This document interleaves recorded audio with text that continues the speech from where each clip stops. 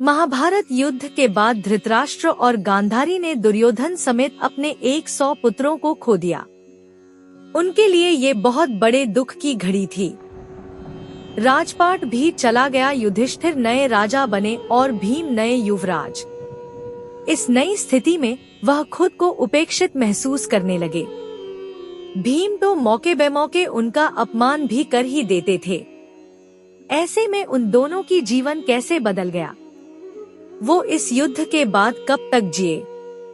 महाभारत के युद्ध के बाद धृतराष्ट्र और गांधारी का जीवन दुख वाला हो गया। महाभारत में दोनों के बाद के जीवन के बारे में वन पर्व और आश्रमवासिक पर्व में बताया गया है, जिसमें उनकी भावनात्मक स्थिति, संन्यास की यात्रा और अंतिम समय का जिक्र है। महाभारत के मूल संस्कृत ग्रंथ व्यास द्वारा रचित के साथ और इसके विभिन्न अनुवादों में धृतराष्ट्र और गांधारी के युद्ध के बाद की जिंदगी के बारे में बताया गया है। महाभारत का युद्ध कुरुक्षेत्र में लड़ा गया, जिसमें कौरवों और पांडवों के बीच भयंकर संग्राम हुआ। युद्ध जब खत्म हुआ तो पांडव और कृष्ण उनसे मिलने गए तो दोनों दुखी भी थे और कहीं न कहीं अंदर क्रोध में भी भरे हुए। इसी वजह से जब भीम और धृतराष्ट्र के मिलने की बारी आई तो कृष्ण ने भीम के लोहे के पुतले को वहां रखवा दिया, जिसे धृतराष्ट्र ने इतनी जोर से भींचा कि वो चकनाचूर हो गया। गांधारी ने जब अपनी आंख पर बंधी पट्टी के निचले हिस्से से युधिष्ठिर के पैर के अंगूठे की ओर देखा तो वो काला पड़ गया। कृष्ण को क्रुद्ध गांधारी ने शाप ही दे दिया। गांधारी ने श्री कृष्ण को शाप दिया था कि उनका कुल भी उसी तरह नष्ट हो जाएगा जैसे कुरुकुल नष्ट हुआ। यह शाप बाद में यादव वंश के विनाश का कारण बना।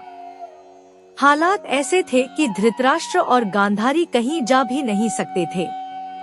अंदर से पांडवों के साथ रहने का उनका मन भी नहीं था। महाभारत कहती है कि दोनों ने महल छोड़कर जाने का उपक्रम किया तो युधिष्ठिर ने उन्हें रोक लिया, सम्मान भी दिया। उन्हें रहने के लिए महल और सेवक सेविकाएं दी। कोशिश की कि दोनों ये महसूस नहीं करें कि उनका कोई अनादर हो रहा है। जब युधिष्ठिर का राजा के तौर पर अभिषेक हुआ तो धृतराष्ट्र को खास तौर पर उस समारोह में शामिल रखा गया। युधिष्ठिर अक्सर उनसे सलाह भी लिया करते थे, लेकिन धृतराष्ट्र और गांधारी दोनों को मालूम था कि वो अब निरापद हो चुके हैं।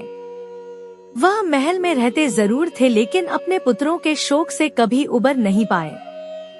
उनका दुख ये भी था कि उन्हें बार बार ये भी लगता था कि जिन पांडवों के साथ वो रह रहे हैं वही उनके पुत्रों की हत्या के लिए ही नहीं, उनकी इस स्थिति के लिए जिम्मेदार हैं। उन्हें हस्तिनापुर में हर किसी की निगाह उनका माखौल उड़ाती हुई लगती थी। भीम तो अक्सर उन्हें चुभती हुई बातें कहते थे। धृतराष्ट्र तो जन्म से अंधे थे। गांधारी ने पति के प्रति समर्पण में अपनी आंखों पर पट्टी बांध रखी थी। दोनों ही शारीरिक और मानसिक रूप से कमजोर हो चुके थे। उनकी दिनचर्या में शोक, पश्चाताप और अपने कर्मों पर चिंतन शामिल था। युद्ध के बाद लगभग 15 वर्ष तक धृतराष्ट्र और गांधारी हस्तिनापुर में रहे। इस दौरान युधिष्ठिर ने उनकी हर संभव देखभाल की। भीम का व्यवहार धृतराष्ट्र को बहुत चुभता था। भीम दुर्योधन का सबसे बड़ा शत्रु था। कभी कभी अपने कटाक्षों से धृतराष्ट्र को उनके पुत्रों की मृत्यु की याद दिलाता था। गांधारी दूसरी ओर अधिक संयमित और धार्मिक स्वभाव की थी। वे अपने दुख को भक्ति और तप में डुबोने की कोशिश करती थी। दोनों ही अपने जीवन के अंतिम वर्षों में यह महसूस करने लगे थे कि अब उन्हें सांसारिक जीवन से मुक्ति लेनी चाहिए। 15 साल बाद विदुर ने धृतराष्ट्र को संन्यास लेने की सलाह दी। महाभारत के आश्रमवासिक पर्व के अनुसार युद्ध के 15 वर्ष बाद धृतराष्ट्र ने युधिष्ठिर से वन में जाने की अनुमति मांगी। वे अपने जीवन के अंतिम समय को तप और प्रायश्चित में बिताना चाहते थे। गांधारी ने भी उनके साथ जाने का फैसला किया। उनके साथ पांडवों की माता कुंती ने भी वन की ओर प्रस्थान किया, क्योंकि वो भी अपने जीवन के अंतिम चरण में थी। पुत्रों से दूर रहकर तप करना चाहती थी। धृतराष्ट्र, गांधारी और कुंती ने हस्तिनापुर से विदा ली। वन में एक आश्रम में रहने लगे। यहाँ उनकी दिनचर्या में ध्यान, तपस्या और आत्मचिंतन शामिल था। वे अपने पिछले कर्मों के लिए प्रायश्चित करना चाहते थे। इस दौरान युधिष्ठिर और अन्य पांडव उनसे मिलने आए, जिससे यह संकेत मिलता है कि उनके बीच पारिवारिक संबंध पूरी तरह टूटे नहीं थे। वन में रहते हुए एक दिन जंगल में आग लग गई। यह घटना महाभारत के मौसल पर्व से पहले की है। आग इतनी भयंकर थी कि धृतराष्ट्र, गांधारी और कुंती उससे बच नहीं सके। उन्होंने इसे अपने जीवन का अंत मानकर इसे स्वीकार कर लिया।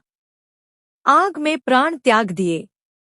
उनकी आयु के बारे में महाभारत में स्पष्ट उल्लेख नहीं है, लेकिन अनुमान के आधार पर कुछ विद्वान मानते हैं कि युद्ध के समय धृतराष्ट्र लगभग 70 से 80 वर्ष के रहे होंगे, क्योंकि उनके पुत्र दुर्योधन की आयु उस समय 30 से 40 वर्ष के आसपास थी। युद्ध के बाद 15 वर्ष और जीवित रहने के कारण उनकी मृत्यु के समय आयु लगभग 85 से 95 वर्ष के बीच हो सकती थी। गांधारी, जो धृतराष्ट्र से कुछ वर्ष छोटी थी, की आयु भी लगभग 80 से 90 वर्ष रही होंगी।